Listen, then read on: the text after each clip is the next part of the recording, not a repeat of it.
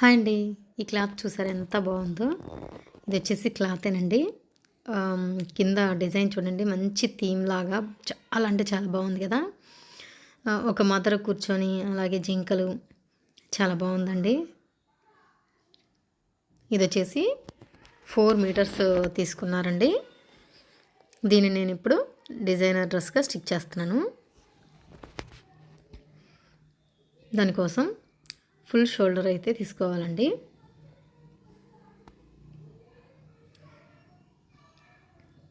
నేను full shoulder వచ్చేసి 6.5 తీసుకున్నాను. ఆర్మ్ హోల్ హైట్ వచ్చేసి 7 తీసుకున్నాను.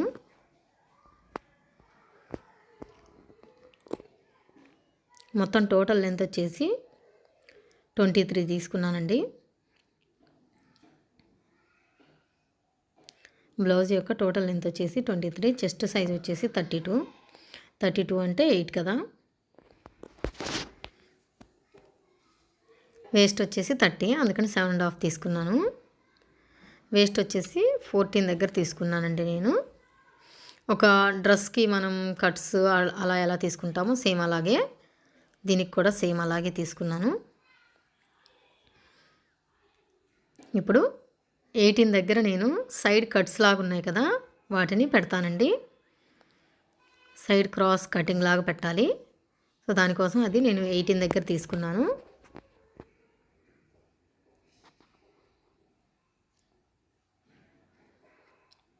చూసారా, ఇది వచ్చేసి బ్యాక్ పార్ట్ అండి. ఫ్రంట్ హుక్స్లు పెడుతున్నాను. వీనెక్, ఫ్రంట్ వీనెక్, కాకపోతే ఊరికే బ్యాక్ డ్రా లాగా చేస్తున్నాను. జస్ట్ నెక్ ఎంత తీసుకోవాలనే అవగాహన కోసం మాత్రమే.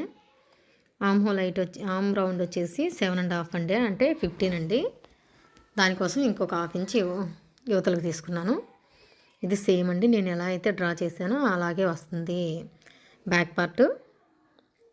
నెక్ మాత్రం తర్వాత మారుస్తానండి ఫ్రంట్ తీసుకున్న తర్వాత. కనిపించకపోతే నేను చెప్పింది అర్థం కాకపోతే రాసి కూడా రాస్తున్నాను చూడండి. వేస్ట్ వచ్చేసి 14 దగ్గర తీసుకున్నాను. కట్స్ వచ్చేసి 18 దగ్గర తీసుకున్నాను. మొత్తం 23 బ్లౌజ్ లెంత్ తీసుకున్నాను.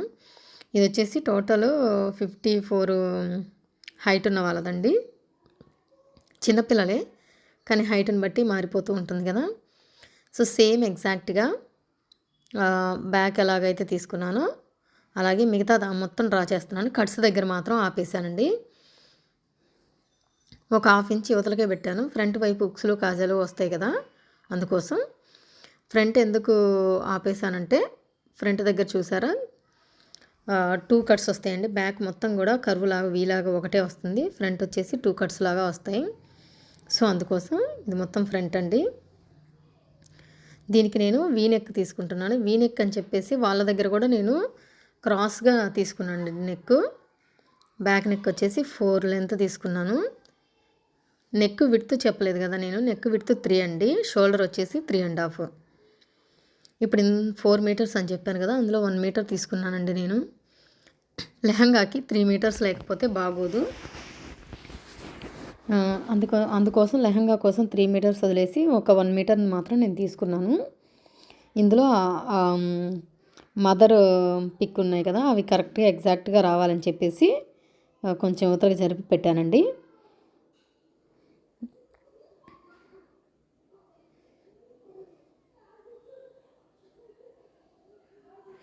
సేమ్ ఎలా ఉందో అలాగే తీసుకుంటున్నాను. అలాగే లైనింగ్ మెయిన్ క్లాత్ కట్ చేసుకుంటున్నాను. మామూలుగా అయితే మనం నెక్ దగ్గర నెక్ దగ్గర స్టిక్ చేసి రివర్స్ చేస్తాము. ఇక్కడైతే అలా కాదు. ఇప్పుడు నేను బ్యాక్ పార్ట్ తీసుకుంటున్నాను. బ్యాక్ పార్ట్ అయితే తగ్గుతుంది, అందుకోసం పీసెస్ని స్టిక్ చేస్తానండి. ఎక్స్ట్రా పీసెస్ని ఎటువైపు తగ్గుతుందో.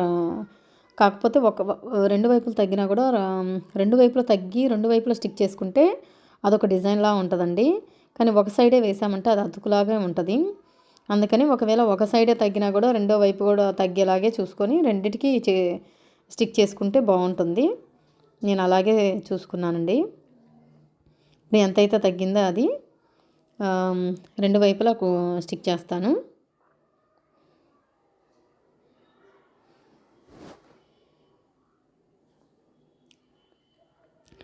చూసారా ఈ పీసెస్ని అటు ఇటు స్టిక్ చేసి జాయిన్ చేసేసి ఆ తర్వాత లైనింగ్ క్లాత్కి అటాచ్ చేస్తానండి. ఫస్ట్ అయితే తగ్గిన క్లాత్ని అటాచ్ చేసేసాను చూడండి. ఇప్పుడు నేను లైనింగ్ క్లాత్ని ఎలా అటాచ్ చేయాలో చూపిస్తాను. మామూలుగా అయితే మన నెక్ దగ్గర కదా, ఇక్కడ వచ్చేసి కింద వైపు మాత్రం అటాచ్ చేస్తానండి. కింద వైపు అటాచ్ చేసేసి రివర్స్ చేస్తాను. ఎందుకంటే కింద మళ్ళీ అతుకులు రాకుండా, కింద ఎక్స్ట్రా క్లాత్ యాడ్ చేయకుండా సెట్ చేసుకోవడానికి. చూసారా, కింద వైపు మాత్రమే కుట్టాను. దాన్ని రివర్స్ చేసేసి మొత్తం స్టిచ్చెస్ వేసేసానండి.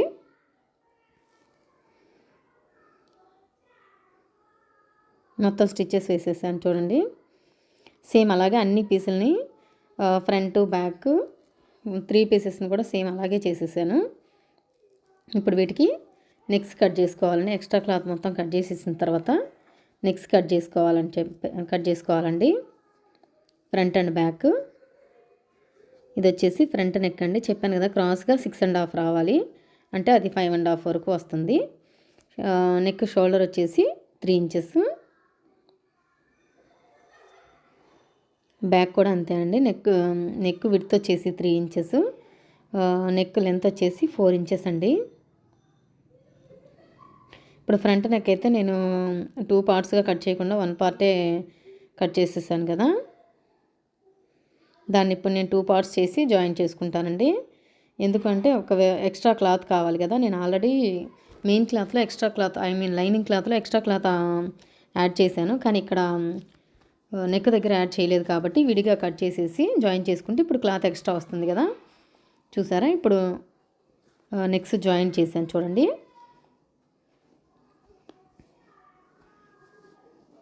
బ్యాక్ నెక్ కూడా, ఫ్రంట్ నెక్ బ్యాక్ నెక్ అన్నీ జాయిన్ చేసేస్తున్నాను చూడండి. ఇప్పుడు వీటిని ఎలా ఇప్పుడు ఎక్స్ట్రా క్లాత్ ఉందని చెప్పాను కదా, ఆ ఎక్స్ట్రా వరకు పక్కకు వచ్చేస్తుంది, కరెక్ట్గా సరిపోతుంది చూడండి. సేమ్ చూపించినట్టే నేను నెక్లన్నీ స్టిక్ చేసుకొని కట్ చేసేస్తానండి. కట్ చేసి రివర్స్ చేసేస్తాను చూడండి. మొత్తం సేమ్ ఎలాగైతే చూపిస్తున్నానో అలాగే.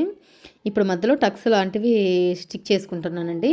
మనం లాంగ్ బ్లౌజ్ అయితే ఎలాగైతే స్టిక్ చేసుకుంటామో సేమ్ అంతే, అదనేది మెజర్మెంట్ తీసుకొని చేస్తున్నాను. ఎందుకు అంటే ఇప్పుడు 4 పార్ట్స్ 4 టక్స్ వేయాలి కదా, 4 టక్స్ ఈవెన్గా రావాలి, అంతేగాని ఒకటొక చోట అట్లా రాకూడదు. అందుకోసం అదొచ్చేసి 9 ఇంచెస్ నుంచి 16 అట్లా తీసుకుంటామండి. ఆ బ్లౌజ్ని బట్టి లెంత్ని బట్టి మారిపోతూ ఉంటుంది. దీనికైతే నేను 9 నుంచి 15 వరకు తీసుకున్నాను. ఇప్పుడు వచ్చేసి హ్యాండ్స్ అండి. హ్యాండ్స్కి వచ్చేసి క్లాత్ లేదు, వేరే క్లాతే వేయాల్సి వస్తుంది.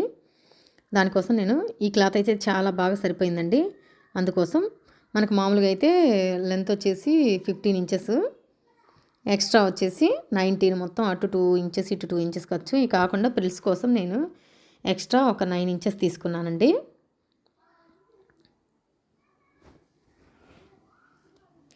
ఇప్పుడు దీన్ని డబుల్ ఫోల్డ్ చేసి డబుల్ ఫోల్డ్గానే స్టిక్ చేస్తాను చూడండి. నేను ఎలా అయితే చూపించానో దాన్ని అటాచ్ చేసేసి స్టిక్ చేస్తాను.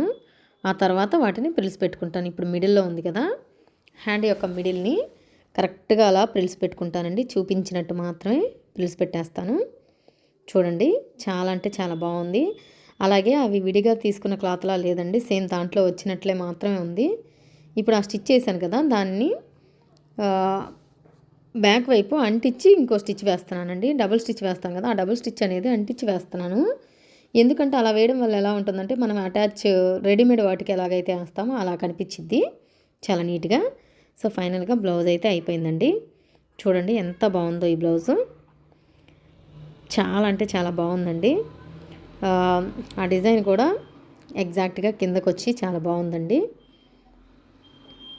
ఇప్పుడు వచ్చేసి నేను లెహంగా స్టిక్ చేస్తున్నానండి. లెహంగా కోసం ఈ పన్నా ఎంత ఉంటే అంతా పెట్టేస్తున్నానండి. ఒక 1 ఇంచ్ మాత్రమే ఎక్స్ట్రా ఉంది. వాళ్ళ హైట్ వచ్చేసి 43, 1 ఇంచ్ మాత్రమే ఉంది. ఆ 1 ఇంచ్ ఎలాగో సరిపోతుంది కొంచెం అటు ఇటుగా.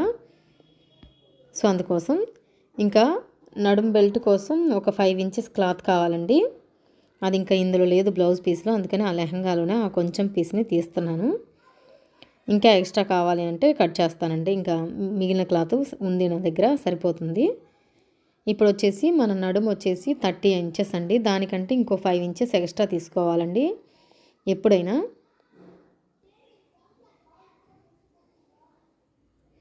ఎందుకంటే ముందు వైపు ఖర్చు 2 వైప్స్ ఖర్చుకి వాటికి వీటికి అన్నీ పోతాయండి. ఖర్చుకి మడతలు పెట్టుకోవడానికి వాటికి సరిపోతుంది. అందుకోసం ఇప్పుడు వచ్చేసి అలా ఆ క్లాత్ని మొత్తం ప్రిల్స్ పెట్టి స్టిక్ చేసేసానండి. ఇది వచ్చేసి చెప్పాను కదా నడుము 30 ఇంచెస్ అని. నేను ఇక్కడ వచ్చేసి 33 అట్లా వచ్చేసిందండి, సరిపోతుంది.